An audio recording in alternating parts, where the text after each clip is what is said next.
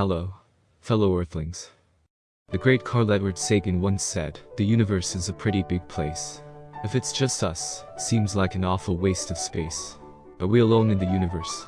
Many great minds have pondered on this question throughout history, but no one seems to come to a satisfying conclusion. We don't know if the answer is no or yes. We are just left hanging like the time your friend left you hanging when you tried to high-five. Considering the observable area of universe as a sphere, then, the radius would be approximately 46.5 billion light-years. It's just the observable portion of the universe. Take a moment to let that sink in. Indeed, the universe is an extremely large and ever-expanding. Our Earth is among billions of life-harboring habitable planets revolving around a star in the universe. Just point your finger towards the sky, and there will likely be a planet there. Statistically speaking, there are too many locations where life could thrive for humanity to be an anomaly. The humankind first deliberately advertised its existence on the outer panels of space probes with quite short message, containing just 1,679 bits of information. This was the 1974 Arecibo message. The message was the product of two prime numbers, 23 and 73, and if the message is displayed as a 23 by 73 grid, it shows a series of simple pictures. Apart from looking like a vintage handheld Game Boy's display, it doesn't carry much information. I mean, look at that. What is that? It was actually meant to be a demonstration of human technological achievements. The message was transmitted by the Arecibo radio telescope. It was sent just once to the globular cluster M13, where it should arrive in the year 26,974. The more popular human message we Earthlings know of is the Voyager Golden Record. This record is like a bottle thrown into the ocean of universe. The records are a sort of time capsule. There are two phonograph records that was included aboard the Voyager spacecrafts in 1977. Carl Sagan said that the extraterrestrial civilization, if they are able to find and play the records, would be advanced spacefaring civilizations, and they will find images and sounds in it, which is meant to portray the diversity of life and culture on Earth. So, where is everybody? Well, there's no simple answer to that. Like the Arecibo message meant to reach its destination in the year 26,974, there is the possibility that our messages haven't simply reached to the advanced extraterrestrial life out there, and the contact is yet to be made. It is also possible that many extraterrestrial civilizations had existed and then went extinct. Seems like a familiar scenario to this guy. But a more logical explanation is there. Consider all the possible places in the universe which could harbor life in theory, as the ocean. Then, we have just explored a cup of it. This means we are just too early in our quest to find life beyond Earth. The question, where are the aliens, is widely known as the Fermi paradox. The Fermi paradox is coined after Italian physicist Enrico Fermi, who is most famous for creating the first nuclear reactor. The story goes to say that during a casual lunchtime, Fermi came up with a theory which still makes extraterrestrial researchers scratch their heads. Michael Hart, who wrote an article titled, "An Explanation for the Absence of Extraterrestrials on Earth" in the Royal Astronomical Society, (RAS) quarterly journal in 1975, following the initial remark made by Fermi. There, he provided arguments while exploring the Fermi paradox. The arguments are outlined as 1. Advanced alien civilization arose too recently for aliens to reach us. 2.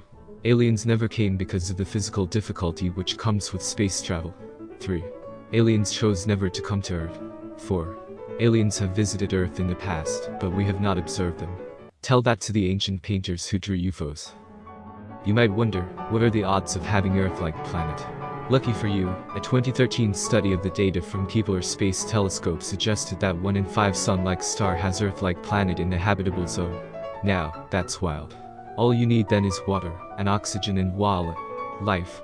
Or at least how it happened here. The odds of intelligent life existing out in the space are given by Drake equation. Ponder on this question. Is it alright to make contact with aliens? If there is an advanced alien civilization that could contact and potentially visit us, would they have our best interests in mind? If not, then we will be f***ed. People step on ants like it is nothing. Is it because they are less intelligent than us or smaller than us?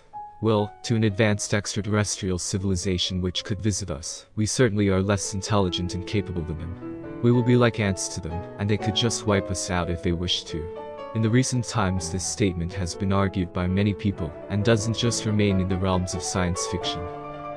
Even Stephen Hawking said, if aliens visit us, the outcome would be much as Columbus landed in America, which didn't turn out well for the Native Americans. We only have to look at ourselves to see how intelligent life might develop into something we wouldn't want to meet. Looking at some school bullies of our kind, I wouldn't want to meet an alien bully.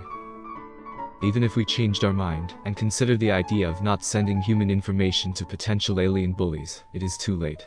The Voyager golden record had crossed the solar system in 2004. Just imagine where the radio signals have reached. The space exploration began when NASA landed on the moon and made Neil Armstrong the first man to step foot on it.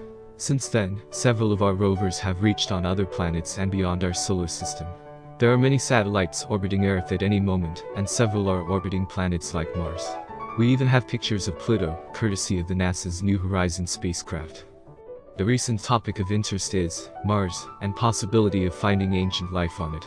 NASA sent 2 pairs of orbiters and landers toward Mars in 1975, which was the first time they had carried out a Mars mission.